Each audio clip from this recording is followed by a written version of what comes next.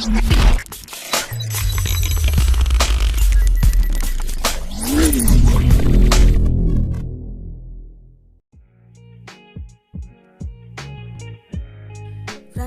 lahir di Roma pada tahun 1384.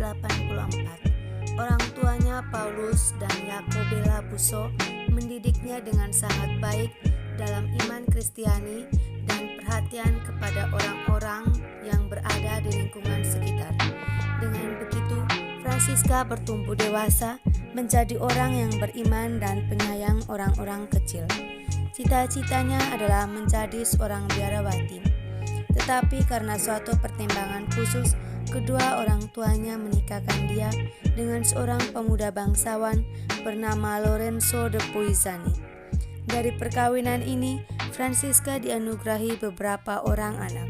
Hidup perkawinan mereka yang berlangsung selama 40 tahun lamanya diwarnai dengan saling pengertian dan cinta kasih yang mendalam.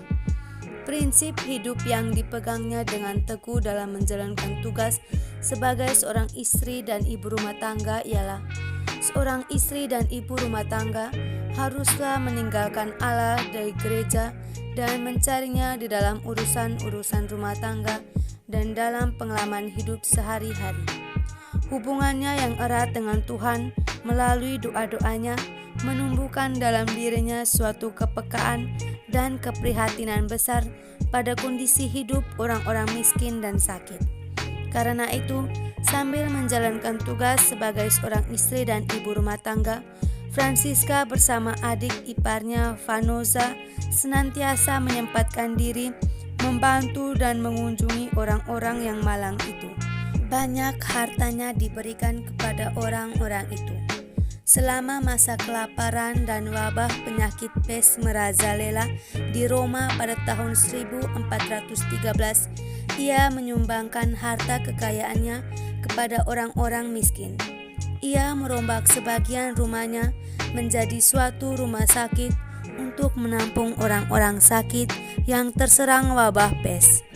Untuk meringankan bebannya, ia juga banyak meminta bantuan pada tetangga-tetangganya. Tetapi permintaan bantuan itu selalu ditanggapi dengan cara-cara yang menyakitkan hati. Ketika terjadi perang di kota Roma, Lorenzo suaminya ditangkap dan diasingkan, tanah dan hartanya dijara, dan anaknya yang sulung dibawa sebagai sandera. Peristiwa ini sungguh merupakan suatu pengalaman pahit bagi Franciska.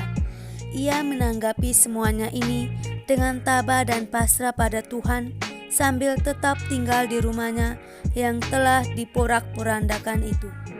Sewaktu keadaan ini telah pulih kembali dan Lorenzo dan anaknya kembali ke rumah, Franciska bersama beberapa rekannya mendirikan sebuah komunitas religius, semacam kongregasi untuk meningkatkan karya-karya amalnya. Komunitas religius ini berafiliasi pada Ordo Benediktin dan dibaktikan pada hidup doa dan karya-karya amal.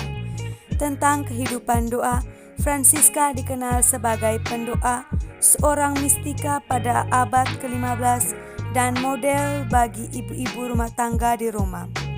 Ia biasanya berdoa hingga jauh malam dan mengalami banyak penglihatan ajaib serta mendapat banyak rahmat istimewa. Setelah Lorenzo meninggal dunia dan anak-anaknya meningkat dewasa, Franciska masuk biara yang telah didirikannya. Ia diangkat menjadi pemimpin biara hingga hari kematian pada tanggal 9 Maret 1440. Dengan memperhatikan seluruh cara hidupnya dan berbagai penglihatan yang dialaminya, gereja menyatakan sebagai kudus pada tahun 1608.